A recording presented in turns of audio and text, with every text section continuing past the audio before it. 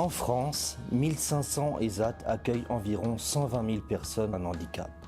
En Europe, il y a de nombreuses structures de travail protégées, plus ou moins similaires à nos ESAT, qui permettent sous diffuser une activité à caractère professionnel.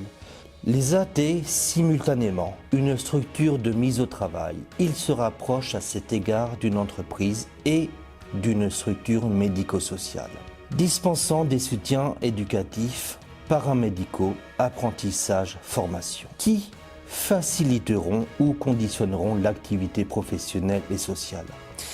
Des activités encadrées par des moniteurs permettent de maintenir les acquis, mais aussi de développer de nouvelles connaissances. Elles se conjuguent à un accompagnement social ayant pour objectif d'entretenir, de développer, de favoriser l'autonomie et l'épanouissement des personnes accueillies dans le cadre du fonctionnement de l'ESAT. L'ensemble de cet accompagnement personnalisé doit permettre de développer les capacités et compétences, définir les choix professionnels, renforcer les motivations, augmenter l'autonomie, orienter vers une inclusion professionnelle. L'ESAT est une passerelle fonctionnant dans les deux sens. Il accueille tout aussi bien les personnes ne pouvant pas ou pas travailler en milieu ordinaire. Ceux qui, du fait de leur handicap, doivent être préparés et accompagnés dans leur inclusion en milieu ordinaire. L'ESAT Jean Pierrat offre des activités professionnelles déclinées en grands pôles sur un espace de 3600 m² de locaux mis à disposition des travailleurs, travaux de blanchisserie et de pressing écologique, entretien et création d'espaces verts, sous-traitance industrielle et conditionnement, restauration collective, entretien de locaux, prestation de numérisation, archivage, secrétariat et conciergerie. Nous ne sommes pas égaux face aux aléas de la vie. Cet état de fait, pas un seul travailleur social ou soignant ne le démentirait. Dans ce combat de la vie, nos capacités personnelles de résilience ne peuvent pas être nos seuls secours. Notre famille, quand elle existe, nos amis, les professionnels du soin et de l'accompagnement social sont autant de mains tendues qui nous permettent de tenir le coup. Sans ces rencontres qui renforcent nos capacités de résilience, nous pouvons tous sombrer. Après avoir travaillé 20 ans dans le secteur de l'accompagnement de publics fragilisés, en avril 2016 et pour la première fois de ma vie, je poussais les portes d'un ESAT, l'ESAT Jean Pierrat de Buc. En poussant ces portes, je m'ouvrais au monde du travail protégé. Comme bon nombre de personnes, j'entrais dans ce lieu avec mon propre bagage, rempli de choses utiles et d'autres encombrantes. Je découvrais surtout une autre forme d'humanité, fragile mais tellement sincère dans ce qu'elle est. C'est cette humanité que retrace ce film, dans l'espoir que les normes que nous nous fixons évoluent avec notre regard. Mieux encore, que nos pratiques de travail changent, car contrairement aux idées en cours, en matière de conditions de travail, le monde dit ordinaire devrait, dans de nombreuses approches managériales, s'inspirer des pratiques du travail protégé, tout simplement car nous sommes tous des êtres sensibles.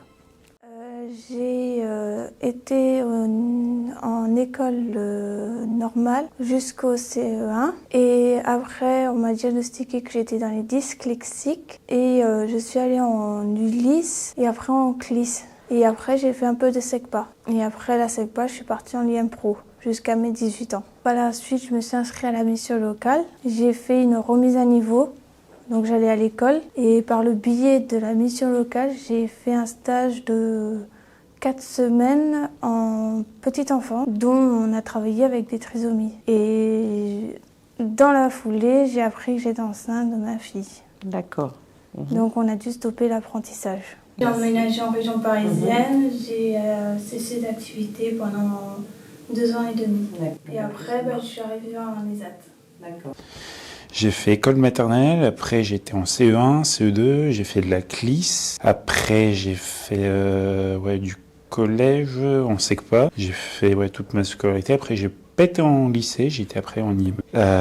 Mon premier stage d'ailleurs c'était pas en IME d'ailleurs, je me souviens c'était au collège, j'ai fait d'ailleurs c'était là où j'ai commencé un peu à voir le milieu ordinaire en restauration et j'ai beaucoup aimé. Et puis après en IME c'est là où j'ai commencé à faire des stages en ESAT. J'en ai fait un en Perret, un ici d'ailleurs. Ouais, non, c'était plutôt bien passé, ouais. Enfin, ouais, j'ai dû quitter. Enfin, d'ailleurs, j'ai quitté l'IME assez rapidement. Ça s'est fait assez rapidement, d'ailleurs. Et puis, ouais, bah, du coup, je suis arrivé ici. C'était ton choix. Ouais. Et sauf que, ouais, tant que j'avais pas d'hébergement, bah, les ZAD pouvaient pas m'accueillir. En gros, il fallait que j'aille un foyer de vie, d'hébergement, pardon, pour justement accompagner. Du coup, bah, j'ai pu trouver assez facilement un foyer. Avant, ouais, j'étais en entretien de locaux et puis il y avait une place qui s'est libérée. Et puis, bah, je suis arrivé en espace vert, comme vous pouvez voir. Attends, je rigole. Au self. Au self. D'accord. Alors j'ai fait la scolarité normale jusqu'à la 3e. Après j'ai commencé à faire le lycée, deux lycées, c'est-à-dire une classe normale pour faire un CAP de sanitaire, préparation de sanitaire on va dire. Et en plus il y a aussi un lycée pour une classe spécialisée. Après toutes ces années de parcours scolaire, bon, je suis resté 2 ans en attendant d'emploi. Après ces années passées, moi j'ai pu faire quelques stages pour commencer. On va dire que c'était. Alors j'ai commencé par milieu ordinaire pour préciser, faire les magasins et tout ce qui est aussi mieux protégé, ESAT et SAS. Donc j'étais à l'école jusqu'au CM2. Après, après j'ai été spécialisée en SES à Guyancourt, ceux qui ont des difficultés pour lire, tout ça. D'accord. Après, j'ai eu un décès dans ma famille, mon frère qui est décédé en 1990. Et après, j'étais pas bien du tout, donc je faisais des cauchemars et tout ça. En plus, j'avais quelqu'un que j'aimais beaucoup, donc il est parti en ce moment-là. Donc ça fait 2 choses qui étaient très dures pour moi. J'ai cherché du boulot, parce que j'étais au chômage plusieurs fois. J'ai travaillé au milieu ordinaire. Vous aviez fait quoi au milieu ordinaire? Je travaillais dans les pressings, dans une blanchisserie, au McDo, au Flunch, du ménage. Vous arriviez quand même à trouver des petits boulots, des boulots, mais c'était toujours des CDD ou non, c'était des CDI aussi. CDI, mais à chaque fois, on me licenciait à chaque fois. D'accord. Donc, c'était difficile pour moi. C'était très difficile pour moi. C'était très difficile en milieu ordinaire. D'accord. J'ai vécu au Saint-Pétrat pendant des années. J'étais à Charcot et tout ça. Donc après, je lui dis, il faut que je trouve du travail et tout ça. Et l'infirmière qui m'a dit, pourquoi pas vous travaillerez à l'ESAT, vous pouvez travailler dans l'ESAT, mais moi je ne connaissais pas l'ESAT. Personne ne vous en avait jamais parlé? Non, jamais on m'en pas parlé, c'est Saint-Pétrat qui m'en a parlé. Donc j'ai dit pourquoi pas, je vais essayer ma chance, et pourquoi pas. Donc j'ai commencé par un stage. Après, j'ai rappelé plusieurs fois pour continuer. Et j'aimais bien faire le ménage. J'aime bien faire le ménage. Bonjour. Mon parcours à ESAT, j'étais en IME. Enfin, j'ai fait CP, jusque CP. Et après, j'ai été en IME direct. Est-ce que vous savez pourquoi, du coup, vous êtes passé du CP Parce que j'avais un niveau scolaire qui était assez bas. J'arrivais pas à me concentrer. J'avais un manque de concentration. Donc du coup, de 9 à 14 ans, je suis resté en IME. Et après, de 14 à 16 ans, je suis allé en IM Pro. Je suis parti à 16 ans, donc du coup, de 16 à 18 ans, j'ai pas fait grand-chose. J'ai cherché du boulot. J'ai envoyé des CV un peu partout. Mais tout le monde me disait, vous avez de l'expérience? J'ai fait, non, j'en ai pas. J'ai fait, si personne me donne ma place, comment vous voulez que j'ai de l'expérience? Donc du coup, j'ai pas trouvé. Et après, par une copine, elle m'a dit, tiens, moi je travaille à ESAT, ils cherchent un peu. Donc du coup, j'ai envoyé le CV là, j'ai fait un stage et après, je suis venu là, j'ai fait un stage en EV. Je suis resté en EV pendant Espace longtemps. vert, c'est ça? Espace vert, voilà, espace vert. Et après, je suis venu en conditionnement. Lorsque j'ai commencé donc, cette mission au sein d'Orange Solidarité, c'était en 2021. Et j'ai donc pris contact avec des collègues qui étaient déjà dans cette association et qui m'ont dit qu'il y avait donc une convention signée avec l'ESAT, Jean-Pierre A, mais qu'il n'y avait plus personne pour y intervenir. Et moi, j'ai tout de suite été intéressée parce que j'avais envie aussi de connaître ce monde du handicap que je ne connais absolument pas.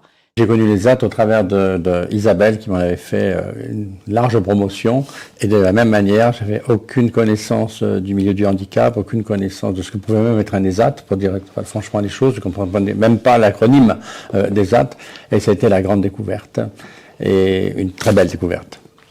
Donc notre mission en fait au sein de l'ESAT a été de mettre en place des ateliers permettant aux travailleurs handicapés de se familiariser avec le monde numérique. Grâce à Vladis, on a réussi à travailler, à faire des ateliers qui soient la plupart du temps très en lien avec ce que vivent les travailleurs handicapés au sein des ESAT.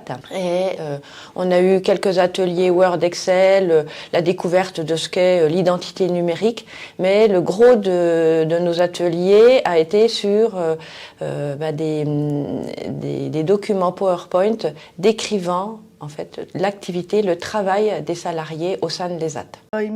À part ma deuxième école primaire où maman m'a dit des années plus tard, en fait j'étais dans ce qu'on appelle une classe à effectif réduit, il n'y avait rien de représentatif au niveau des aides qu'on fait aux gens qui peuvent avoir un handicap ou du retard ou je ne sais quoi d'autre. Voilà, une scolarité normale. C'est donc jusqu'au bac. Et bon, c'est un peu la force des choses, comme je disais, le bac que j'ai eu, qui était de comptabilité-gestion, vu que j'étais un peu dégoûtée, on va dire, parce que du coup, je savais plus trop ce que je voulais et compagnie. Voilà. J'ai été en fac de droit, oui, parce que je m'imaginais devenir inspecteur de police ou détective privé. Pour être honnête, j'ai fait 6 mois, parce qu'au bout d'un moment, ça m'a... comment dire...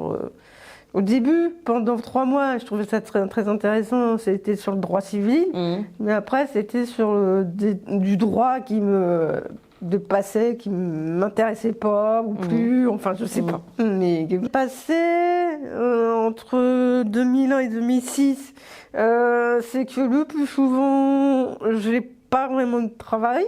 Entre 2006 et 2011, c'est pareil, j'essayais d'être, comme vous venez de dire, un peu plus en main, et du coup, d'essayer de trouver du travail, tout ça, plus que de me former contrairement à avant. Bon, même s'il y a quand même un truc que j'ai essayé aussi. Ce que je disais, donc, la demande de curatelle, la NDPH, donc c'était ma mère qui m'a aidée. Pour la NDPH, et puis que je suis arrivée au CSA d'autisme d'Eure-et-Loir, et que grâce au CSA d'autisme d'Eure-et-Loir, j'ai fait des stages en ESAT, et que j'étais embauchée une première fois dans un ESAT. À l'ESAT, j'étais auxiliaire de vie. Je m'occupais de personnes âgées, de personnes handicapées. Je faisais leurs courses, je les promenais. Et en fait, j'ai été diagnostiquée bipolaire en 2012. En 2019, on m'a mis inapte à être auxiliaire de vie à cause de ma bipolarité. En fait, je connaissais CAT parce que j'ai fait un BEP service à la personne. Mais ESAT, je ne connaissais pas. Il y a 3 ESAT qui m'ont été proposés. Et le premier à y répondre a été celui de Buc. Pour moi, l'ESAT de Buc, c'est à 10 minutes de la maison. Les enfants, ça leur changeait rien. J'apprenais un nouveau métier qui pour moi était entre guillemets facile parce que entretenir du linge, je le faisais déjà chez les particuliers, sauf que là il y a des professionnels, donc il y a des produits et des programmes à apprendre. Et il faut dire aussi que j'avais jamais travaillé en équipe, j'avais toujours été solitaire. Mes crises d'angoisse ont commencé à partir de la 6e. D'accord. La 6e, et ça s'est propagé et on va dire assez forte au bout de la fin 4e, début 3e. Ma période scolaire au collège, j'étais dans un CFA au 3000-sur-Mandre, au CHEP, ça s'appelle, et c'est là où j'ai fait ma formation. Et à ce moment-là, la maladie est revenue en fait. Elle s'est propagée violemment. Donc du coup, j'ai dû me faire hospitaliser d'urgence. D'accord. Donc j'étais à Mignot, à l'unité 72. Qu'est-ce que je faisais? J'étais assez violent aussi. Et donc tout ça, on va dire que ça m'a, d'une façon ça m'a aidé, de façon où j'étais un peu stressé aussi, parce que quand je suis, on va dire, suivi par des médecins, par des infirmières, ça me stresse un peu. Je sais pas ce qu'ils vont me faire, je sais pas quel traitement ils vont me prescrire. On m'a expliqué que là, on va dire que quand je suis en contact avec un médecin dans un cabinet, il me dit on va essayer de tout faire pour justement vous réussissez justement à calmer vos crises, à ne pas entendre de voix non plus, Parce qu'il y avait souvent ces choses-là, les voix qui revenaient, qui réapparaissaient et qui repartaient. Et donc, du coup, j'ai dit, j'aimerais bien, voilà, que j'ai un suivi, on va dire, médicaux, pour le moment, tout le long de ma vie, pour le moment. Je me pose des tas de questions aussi. 72 à Mignot, mais plus les hospitalisations que j'ai enchaînées à la suite, parce que j'étais aussi à la MJEL. Bon, ma première hospitalisation à MJEL, ça a duré 2 ans et demi. Ensuite, je suis reparti à Charcot. Charcot, je suis resté 2 mois et demi environ. Après, je suis repassé à l'MGN parce qu'en fait, là-bas, l'MGN où j'étais, dans un bâtiment, une culture qui était adaptée par rapport à ma pathologie. Alors, du coup, j'ai eu des éducateurs, des infirmiers qui m'ont suivi là-bas et qui m'ont aidé sur mon projet que je voulais mettre, justement, que j'étais en train de construire, pardon, voilà. J'arrivais pas à suivre. On vous a déjà expliqué pourquoi vous n'arriviez pas à suivre? Oui, j'étais dyslexique. Dyslexique. Oui. D'accord. Vous avez expliqué un petit peu ce que c'était la dyslexie? J'ai mélangé les mots et j'arrivais pas à écrire correctement les phrases. Ça m'apaise un peu. Ça m'apaisait un peu, comme ma sœur que je n'ai pas intégré ni le collège ni le lycée. Est-ce que tu connais, toi, ton handicap et tes difficultés? Est-ce que tu pourrais nous en parler? Je crois que c'est plus. Tu sais plus? Non, on t'a déjà expliqué ou pas? Est-ce que quelqu'un t'a déjà expliqué pourquoi Walid il a été en IME, en ESAT? Est-ce que on a déjà parlé avec toi? Si, j'ai entendu parler. D'accord. Avec mes parents. Tes parents? Plus tard que j'ai compris vraiment ce que c'était. Parce que c'était un blocage et je ne parlais pas, je jouais pas. Et du coup, mes parents, ils étaient obligés de voir un spécialiste, donc le docteur Fétécher, qui a pu me débloquer. Et c'est là que j'ai pu me débloquer justement pour pouvoir parler. Parce qu'avant, je ne parlais pas du tout. On m'a mis de côté et ça a été très compliqué quand on vous annonce qu'on va dans une classe spécialisée pour les personnes en situation de handicap qui a un retard mental. Et étant toujours maintenant, je n'ai pas l'impression d'avoir un handicap comme les autres. Pour vous, la dyslexie, c'est pas un handicap ou c'est... C'est juste question qu'on n'a pas eu les mêmes aides au niveau de travail. On va dire les parents, ils n'étaient pas là pour faire les devoirs ou des choses comme ça. D'accord. Vous avez l'impression que c'est plus lié à ça, plutôt Voilà. à votre pathologie. Plus votre accompagnement familial Voilà, qui c'est pour ça. vous, plutôt qu'une pathologie derrière. Oui. Par Votre apparence. Oui, c'est ça. C'est ça, d'accord. Donc ça, vous en avez souffert. Ok. Et donc du coup... Ma lenteur... Mon diagnostic, c'est à l'âge de 16 ans. Et ça a changé des choses ou pas pour vous, de savoir que du coup vous aviez un handicap? Ça m'a changé la vie. D'accord, ok. Envers les autres, c'est plus... Regard envers les autres, c'est plus mieux accepter mon handicap. D'accord. C'est-à-dire, ça mettait des mots sur vos problèmes, c'est ça? Oui, des mots. Voilà, et ça c'est important. Oui, c'est important. C'est au Canada que vous avez été diagnostiqué, et pas en France? Non. D'accord. Parce qu'en France, ils ne savaient pas du tout. D'accord. Pourquoi je grossissais, pourquoi j'ai des problèmes de moteur et autres problèmes respiratoires, musculaires et tout ce qui va avec. D'accord. Parce que c'était très difficile pour soigner, pour avoir mes droits handicap. Pour avoir ma carte d'invalidité, c'était très dur. J'ai obligé de me battre pour aller au tribunal pour l'avoir, obtenir ma carte d'invalidité et autres droits. Vous pouvez nous dire votre handicap? Moi, j'ai une maladie génétique rare, le syndrome de Prader-Willi. Un garçon très lent. Au niveau des cours, de la compréhension? Ouais. J'étais toujours le dernier qu'on attendait pour écrire tout ça. T'avais tout le monde qui était là, qui avait fini avant moi. Du coup, moi j'étais là en mode attendez, moi j'ai pas fini d'écrire. Du coup, vous pouvez m'attendre. Après, je sais pas si c'est au niveau de ça, mais en tout cas, non. Sinon, on n'a jamais vivre comme les autres. J'ai l'impression d'être un garçon plutôt normal. Handicap, ça touche plus le corps. Mais après, j'ai un peu un niveau scolaire certains bas, pas tous, parce que moi j'ai mes parents, j'ai mon père qui l'a, j'ai un peu de la famille qui l'a et mon oncle, et eux ils n'ont pas de difficulté. Mais moi ça a touché parce que ça peut toucher un peu, mais c'est pas une grosse, un gros truc, c'est un manque de concentration quoi. D'accord. Du coup c'est génétique en fait. Oui, c'est génétique. Maladie. D'accord, ok. La maladie de Marfan, ça touche, en fait c'est l'aorte qui a du mal à se développer, les os, ça peut toucher les yeux, un peu tout le corps, mais pas tout non plus, mais ça reste dans la globalité. D'accord. Donc c'est pas quelque chose de facile à porter. Non, j'ai surtout beaucoup de problèmes de dos aussi, mais ça après on fait avec. Alors quand j'étais sur le milieu normal ordinaire, ces stages m'ont mis dans le doute parce que je ne savais pas comment renseigner tout le monde, les clients par exemple dans les magasins. Mais ça c'est vraiment un truc que j'aurais pu travailler avant. Après c'était mieux, comme on me disait mon entourage, il faut mieux que tu t'orientes vers le produit protégé Julien. Alors moi aussi j'ai accepté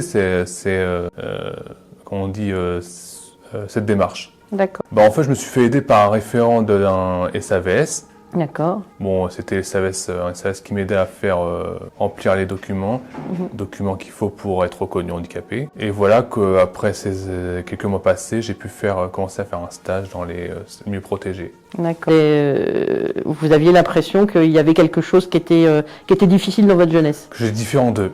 Voilà. Vous aviez cette sensation. Alors, quand je dis pourtant à chaque fois, mais je sais. Mais là, d'après la primaire jusqu'au collège, tout se passait bien. Je faisais bien mon travail, bien les exercices, tout ça qu'on me demandait en classe. Mais par contre, après, on m'orientait vers un hôpital de jour. On m'a mis en difficulté. D'accord. Comme je disais à ma famille, soit vous faites la scolarité normale, soit vous faites l'hôpital de jour. Je ne peux pas faire les deux choses en même temps. Mon avis, c'est que j'avais un handicap stabilisé, on va dire. Pas vraiment expliqué, d'après ce... Non, pas avant. Pour quelle raison? Parce que moi, je pensais... Je vais vous dire franchement, parce que moi, je pensais que c'était pour une chose qui m'apparaît ridicule, le redoublement de classe. D'accord. Et j'avais tout faux.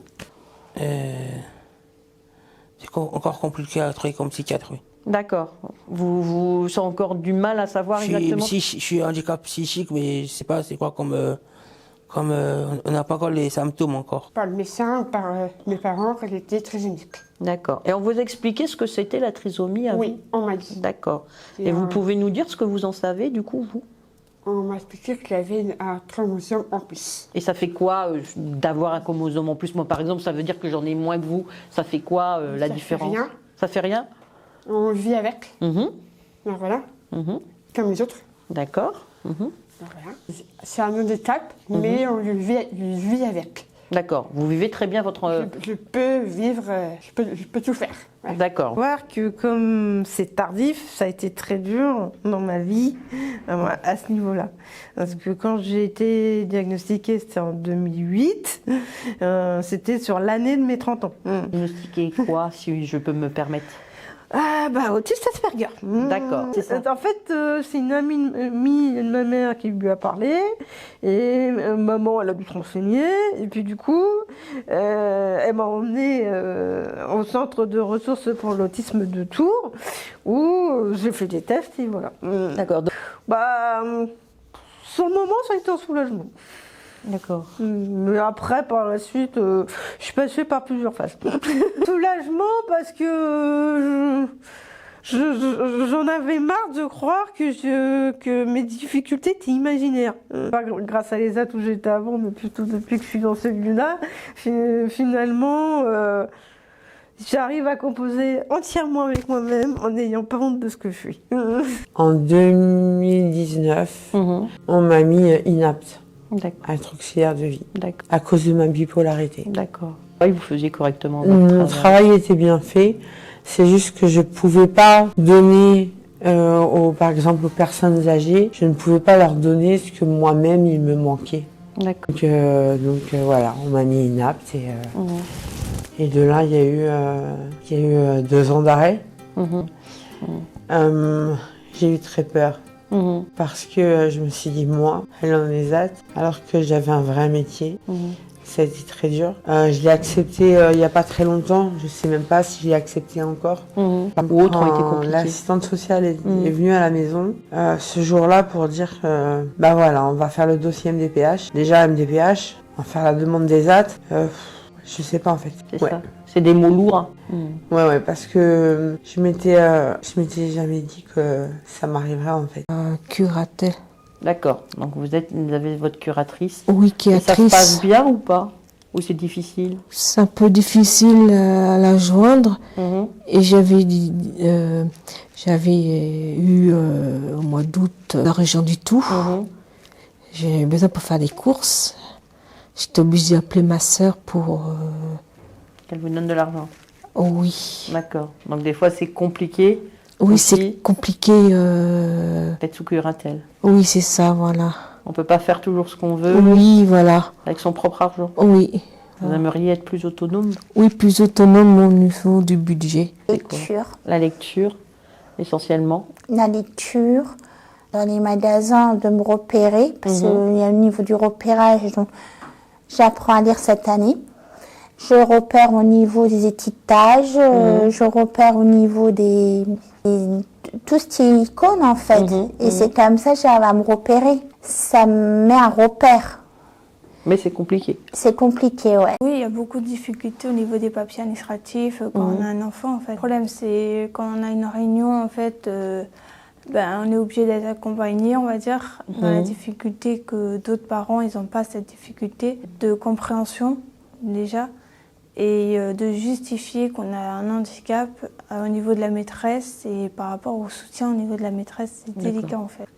C'est le jugement en fait. On est obligé d'expliquer à la situation à la maîtresse qu'on a un handicap pour qu'elle comprenne que des fois quand on ne comprendra pas des mots qu'elle mettra dans le cahier et tout ça, que je serai obligée de faire appel à un tiers. Chaque fois quand elle change d'institut de maîtresse et tout ça. Voilà, c'est ça. Ou quand ils nous disent d'écrire un mail et quand un mail, c'est plus compliqué pour nous que quand on l'explique par téléphone, c'est plus facile. Donc c'est là où il y a toute la complexité. D'accord. Ou d'écrire sur le cahier. Donc quand on n'a pas suivi le cursus vraiment d'école, on n'a pas tous les mots écrits correctement. Et des fois, on vous dit oui, mais vous voulez dire quoi? Ça, et quand on explique au téléphone, c'est plus facile. Apprendre à gérer mon argent. L'argent. L'argent? C'est tout. D'accord. Et les papiers, c'est vous qui faites? Papier administratif, c'est les parents. D'accord. Donc ça, là-dessus non plus, vous n'êtes pas autonome? Pas là-dessus, mais j'aimerais bien un jour. Voilà. D'accord. Mais on va m'aider, on va comprendre. Pendant ma 6e, en fait, c'est là que j'ai réalisé que j'étais dans mon coin peut-être, mais qu'au bout d'un moment, le fait de voir des petits clans un peu partout, je me disais, ouais, et moi je fais quoi? Et puis finalement, je me suis dit, ce serait peut-être pas mal que j'essaye d'aller vers les autres, pour une fois dans ma vie. Et du coup, c'est là que j'ai essayé, j'ai eu des difficultés à m'intégrer avec les autres. En plus de ça, on aimait bien se moquer de moi. En prime aussi, que je suis pas quelqu'un qui se laisse faire facilement. Les mecs me cherchaient, ça se terminait toujours en bagarre.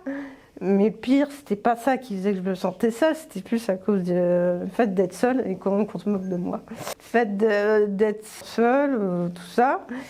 Il y a déjà eu une première étape qui a été que j'avais envie de mourir, carrément.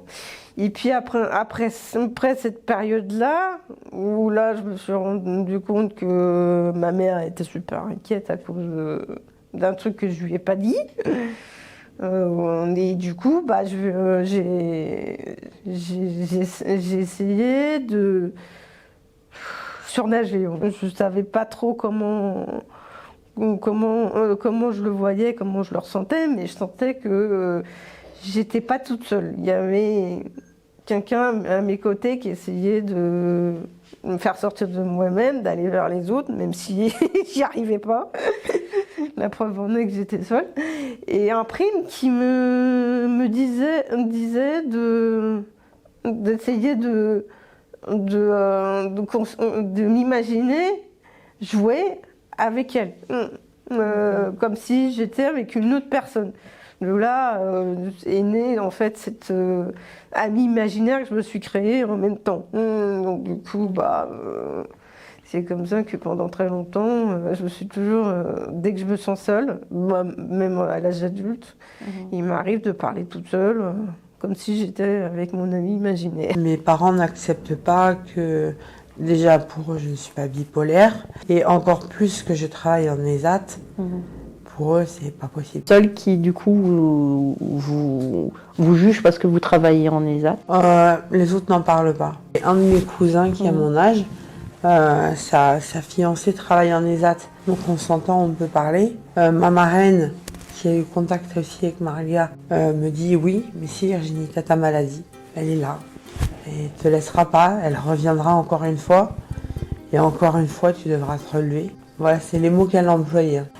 Si je prends moi, par exemple, moi j'ai un handicap invisible. Et on va se dire, mais qu'est-ce qu'elle fait là, celle-là?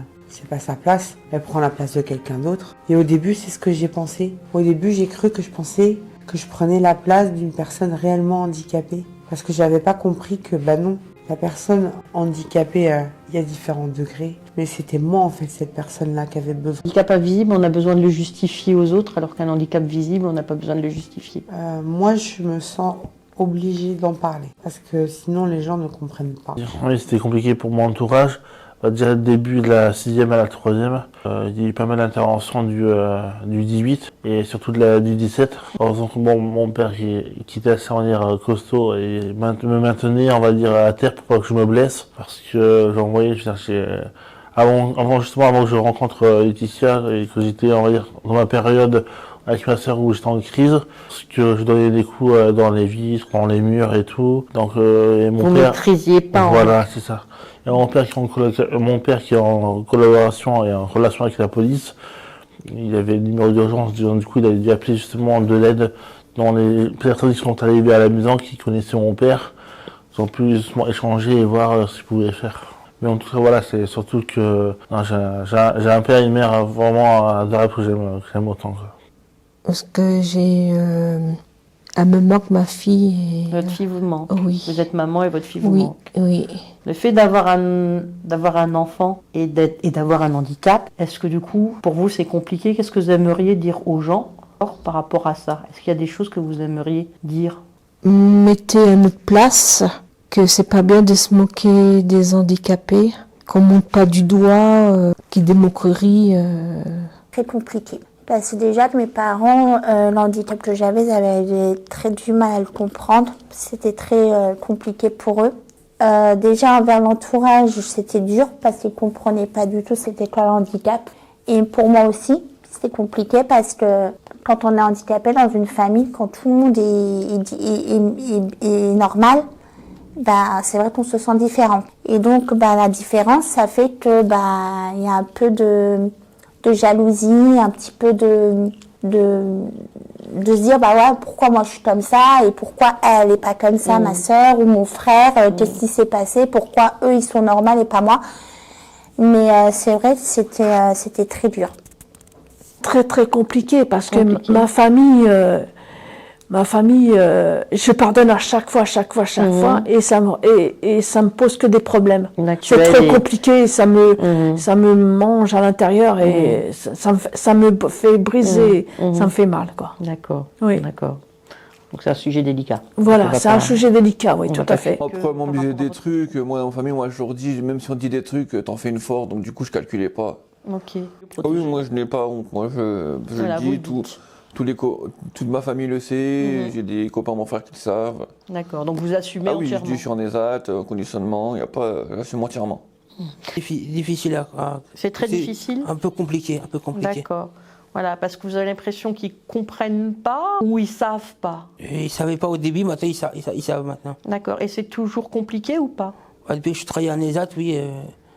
Et ils ont toujours du mal, ils ne comprennent pas ma maladie psychique encore. D'accord, ils ne comprennent pas de votre maladie psychique. J'ai une déni familiale en fait. Un déni familial, oui. D'accord. Et c'est dur pour vous ça? Oui, très dur.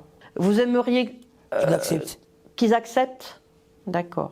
Comme vous l'avez accepté.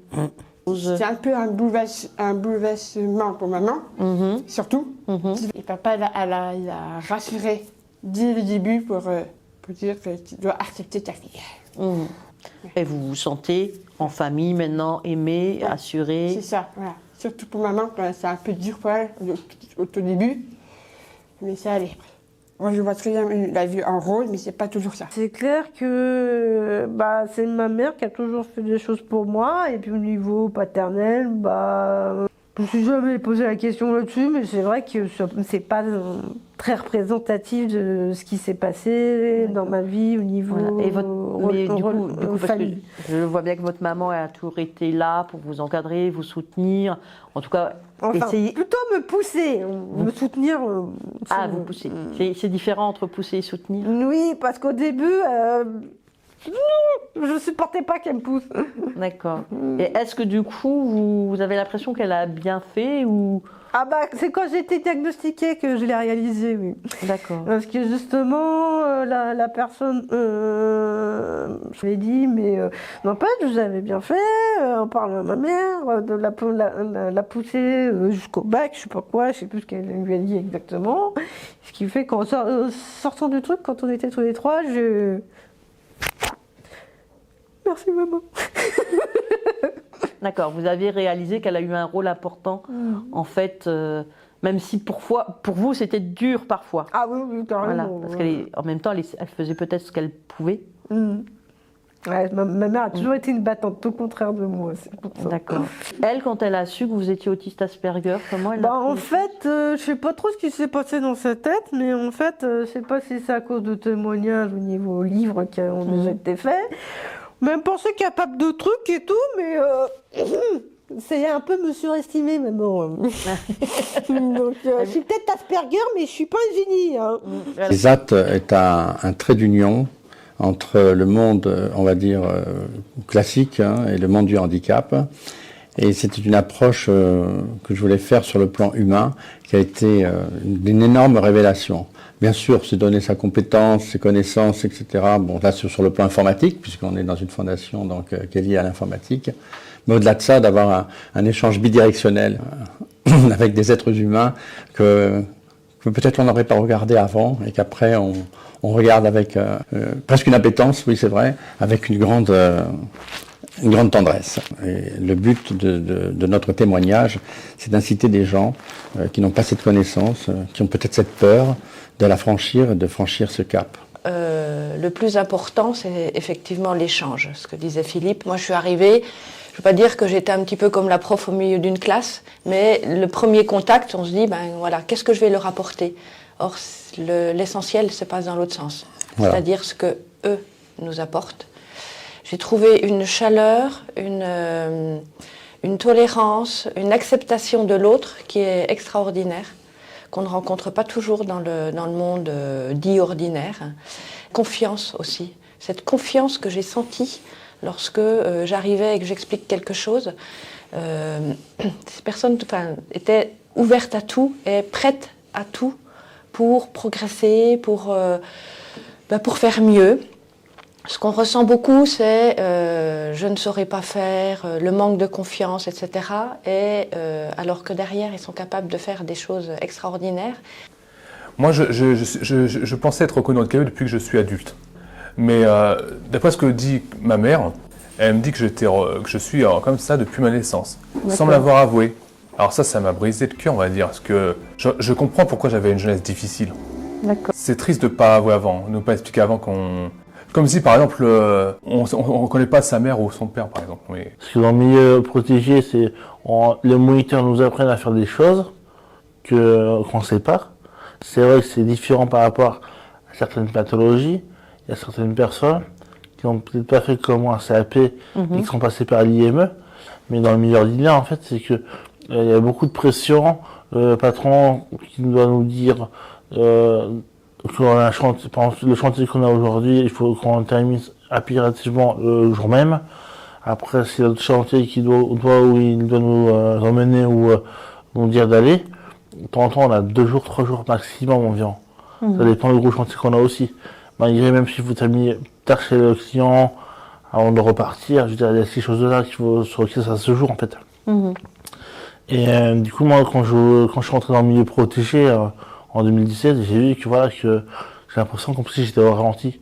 Et je vois que, c'est vrai que je vois certains collègues de chez nous qui m'expliquait que justement, nous on fait le travail bien comme il faut, sans non plus booster, mais ils le font, on va dire, avec, ils le font pas avec amour, mais ils le font, on va dire, à la demande du patron, comme disait Olivier en fait. J'aimais, c'est le code de la route. J'ai fait dessinateur. Ce que j'avais apprécié, la VAE que j'avais fait, ça m'a beaucoup apporté. Parce que ça m'a apporté de l'assurance, parce que ça m'a apporté que je pouvais faire quelque chose, que ça y est, je l'ai fait, que c'est moi qui l'ai fait, tout ça. Ouais, ça m'a apporté. Après, les formations que j'ai fait au niveau du journal, enfin toutes ces choses-là, ça m'a apporté aussi. Toutes les formations sur Paris, les sorties sur Paris, comment savoir. Oui, ça m'a apporté, parce que ça m'a appris aussi que c'est pas parce qu'on est handicapé qu'on ne peut pas faire des choses et qu'on ne peut pas se déplacer dans Paris comme toute personne. Comprise et encadrée. D'accord. Soutenue pour avancer plus haut. Mettre en place un projet pour l'avenir. Un beau projet. Oui, très important. D'accord. C'est vrai que c'est une étape qu'on fait à peu près tous les ans. Ça me valorise. On m'écoute. Mes valeurs, on met mes valeurs, mes capacités à faire le travail. J'aime bien particulièrement ce que je fais, mon atelier, l'atelier en sassage. Mettre différents objets dans les sachets pour les médicaux, pour les transfusions sanguines et pour les diabétiques.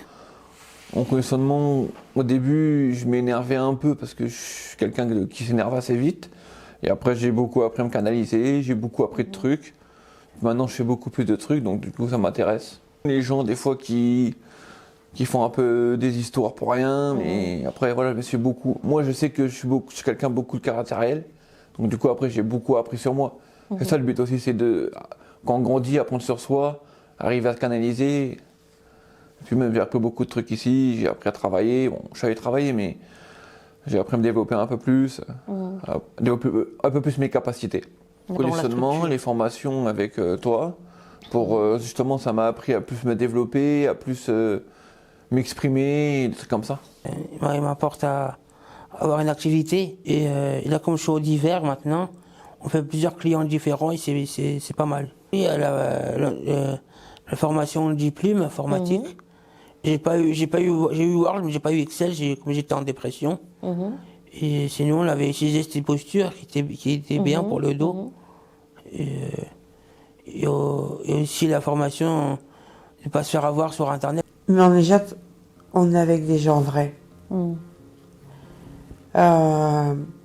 J'ai des collègues, elles sont magnifiques, elles sont géniales. J'en connais d'autres, hein, mais je vais parler de la blanchisserie.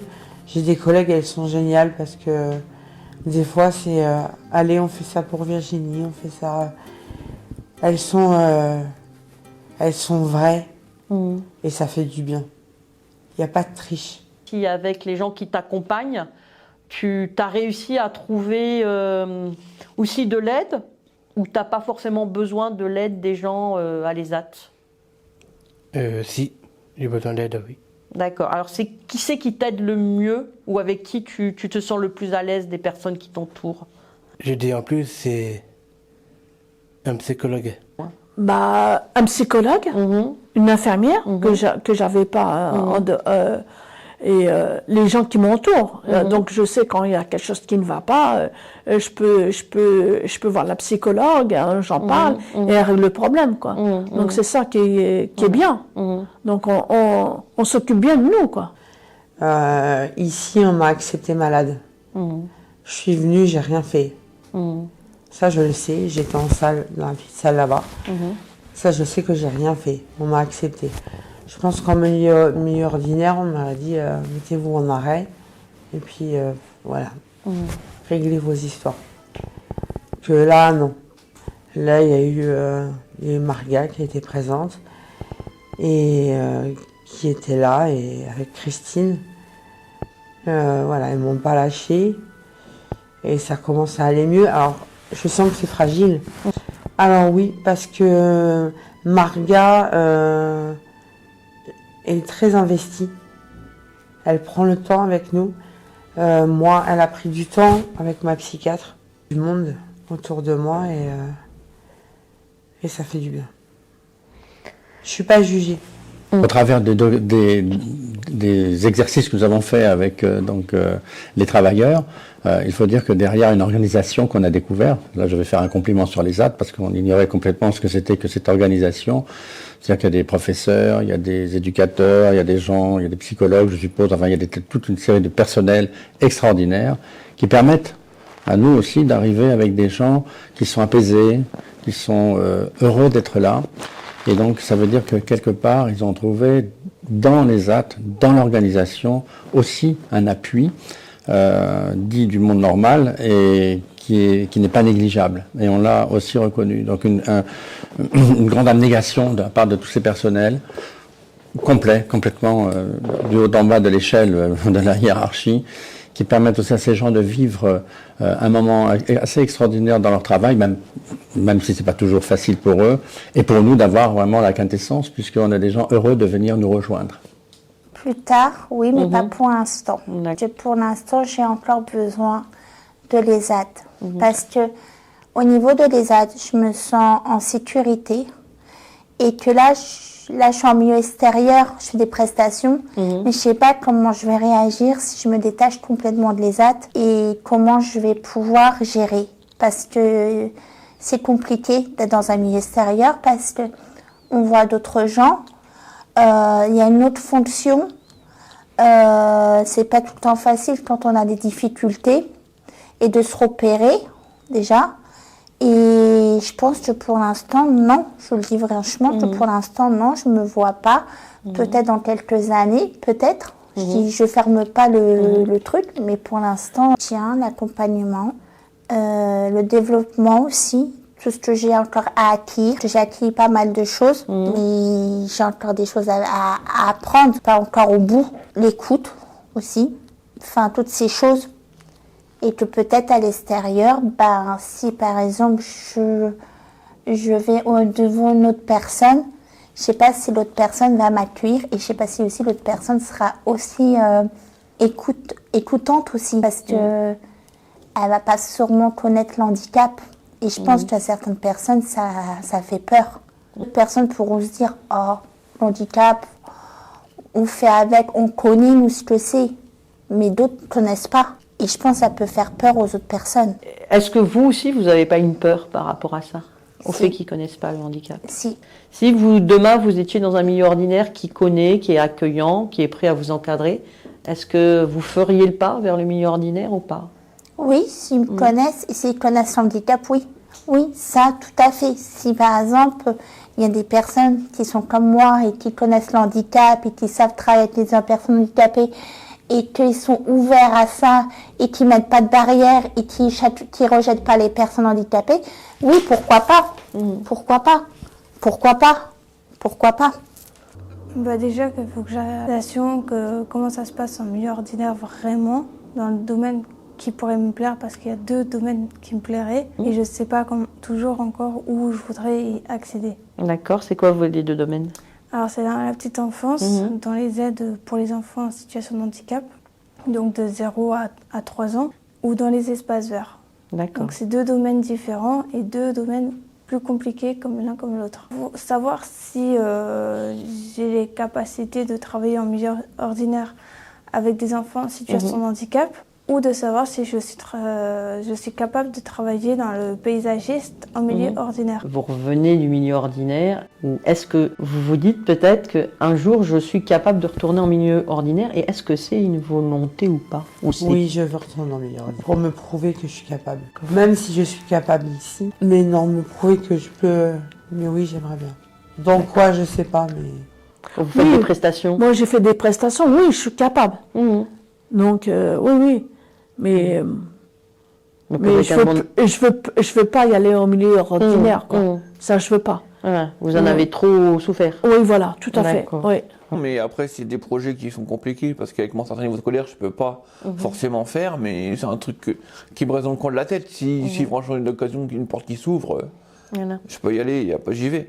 Donc c'était quoi? C'était du dressage, c'est ça que vous diriez? Dressage, maître chien. Mais bon. D'accord.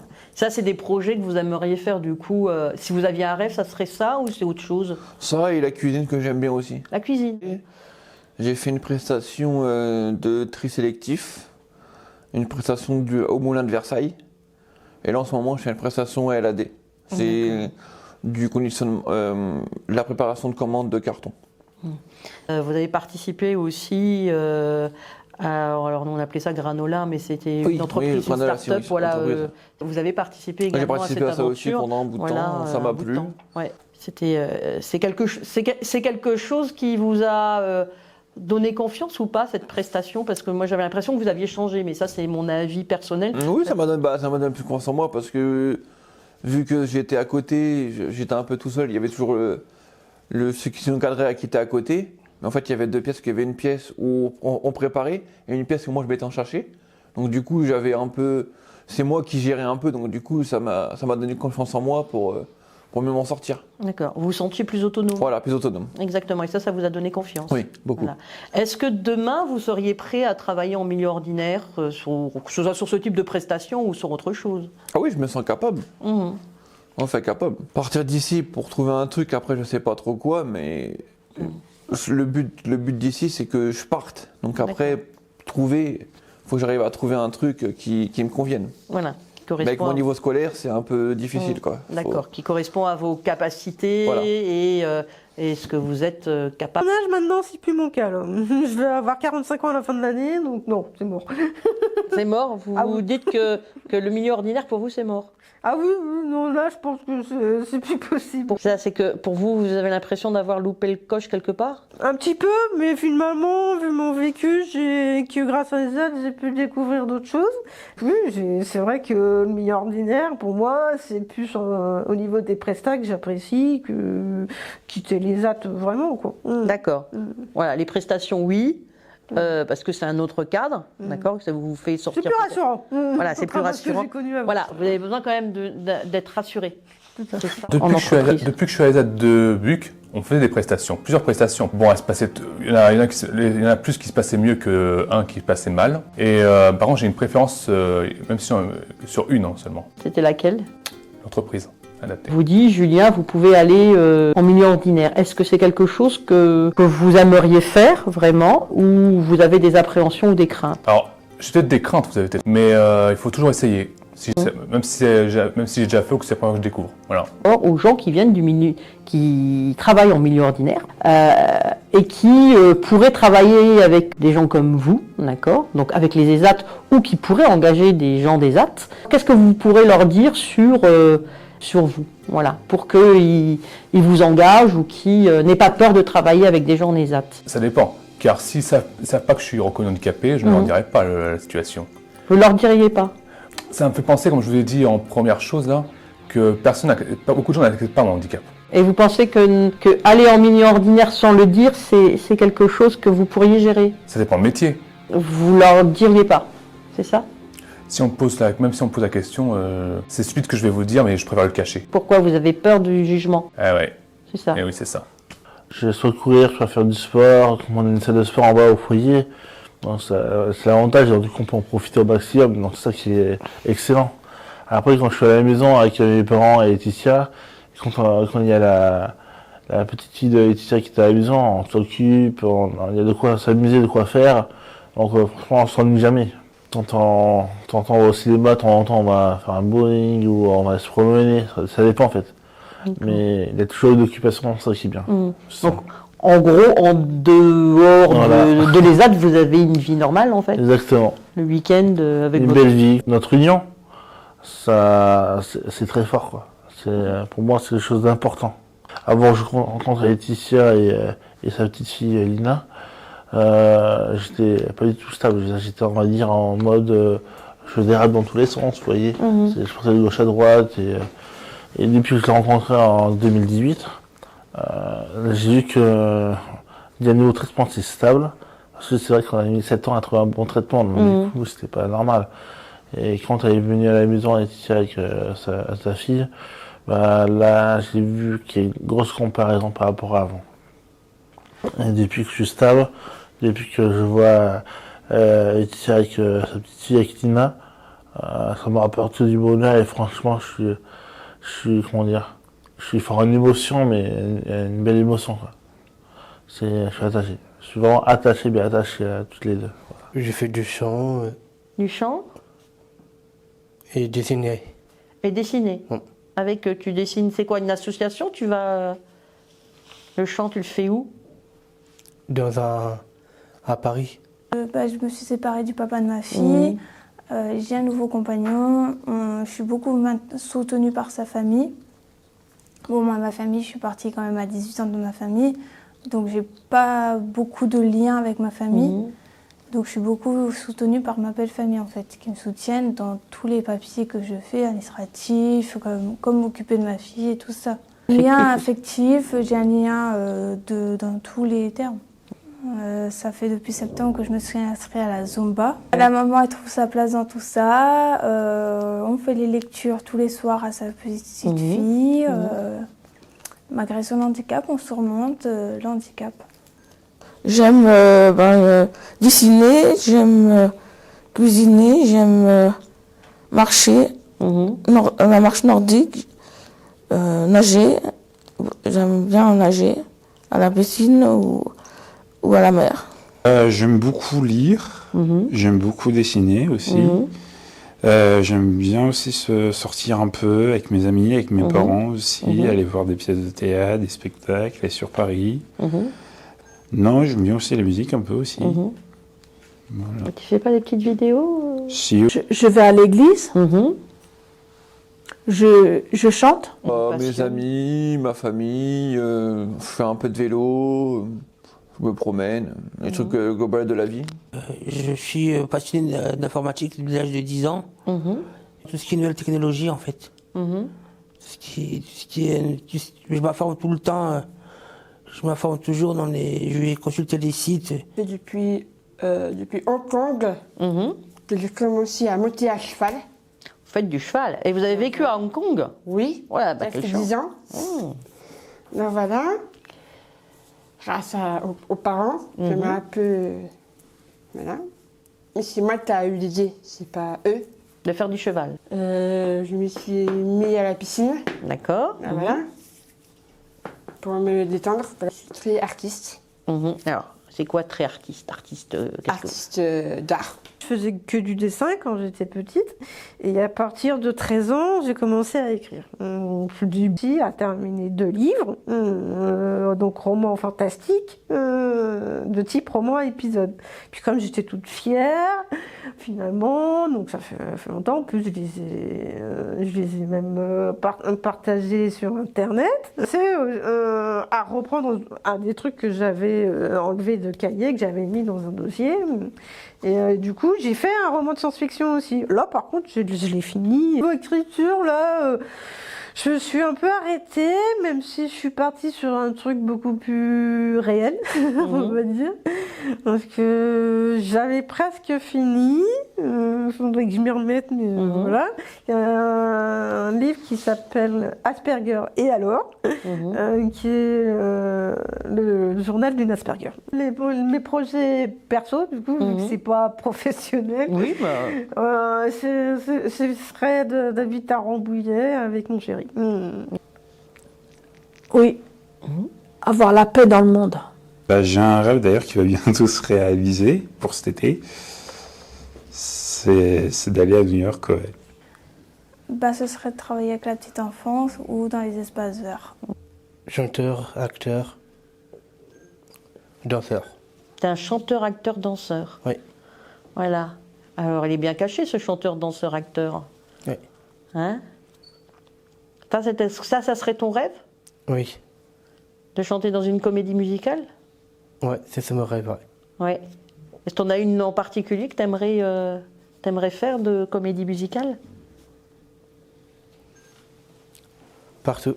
Je vais partout. Toutes les comédies musicales. T'en as pas une préférée? Si. Laquelle c'est?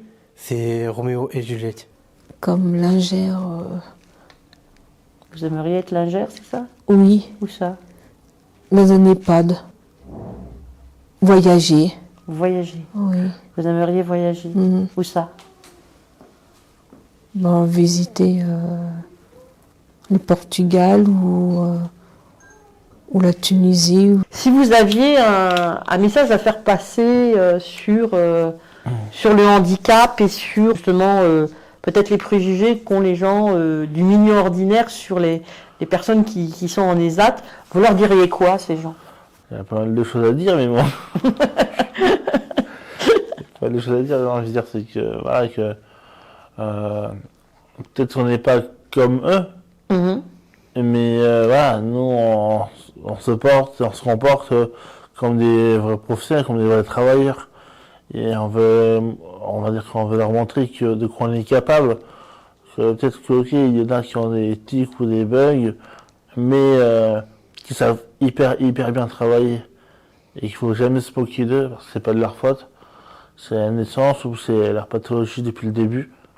Donc voilà, donc en tout cas, au lieu de rester coincé devant des personnes qu'on voit assez bizarres, au mieux justement je sais pas comment dire les ça. rencontrer, tout simplement. Les rencontrer ou les aider. Surtout. Parce que nous, il nous a jamais dit ce que c'était la bipolarité. Et du coup, on leur a jamais dit à eux non plus. Pour eux, c'est juste, ah ouais, maman, elle est encore fatiguée. Vous aimeriez qu'on leur explique? Oui. J'aimerais surtout sur ma fille de 9 ans. Ouais. J'aimerais qu'elle sache. Qui nous regardent différemment, les personnes extérieures. Un autre regard, essayer d'accepter que c'est pas parce qu'on est un handicap qu'on peut pas faire comme tout le monde. Que vous êtes comme tout le monde. Comme tout le monde. Et je pense qu'il faut laisser la chance à les handicaps il faut donner leur chance comme quoi qu'ils savent faire, même au milieu d'ordinaire, parce que je sais qu'ils sont capables. Qu'ils aient confiance et puis qu'ils n'ont pas peur de venir ici, quoi, parce que plus on sait les accueillir. On a eu beaucoup de stagiaires qui ont été admis ici et qui, même au CELF, ils ont toujours été satisfaits de nous. Et puis la preuve, ils ont pu intégrer l'équipe, donc qu'ils aient confiance. Donc on est des bonnes personnes aussi, ouais. Et puis comme je l'ai dit, qu'ils aient quand même confiance. Et puis voilà. La genèse en fait de ce documentaire, c'est parce que au sein de l'association, il y a des personnes qui se disaient ben non, moi je n'oserais jamais aller travailler intervenir dans un ESAT parce que le monde du handicap me fait peur. Or, c'est une richesse absolument formidable que d'intervenir dans ces milieux. Pour moi, pour conclure, l'ESAT est un révélateur humain exceptionnel. Et donc le message que je passe, c'est simplement, si vous voulez faire du bénévolat, utile, humain, qui est vraiment une certaine grandeur, mais surtout pour les gens que vous allez aussi accompagner, parce qu'ils sont heureux, et le fait de les rendre heureux, même si ça n'est pas, encore une fois, c'est indicible, même si c'est pas expressément démontré, on le ressent, et le fait de le ressentir, c'est extraordinaire dans les temps qui courent, où aujourd'hui la nature humaine est quand même relativement mise à mal.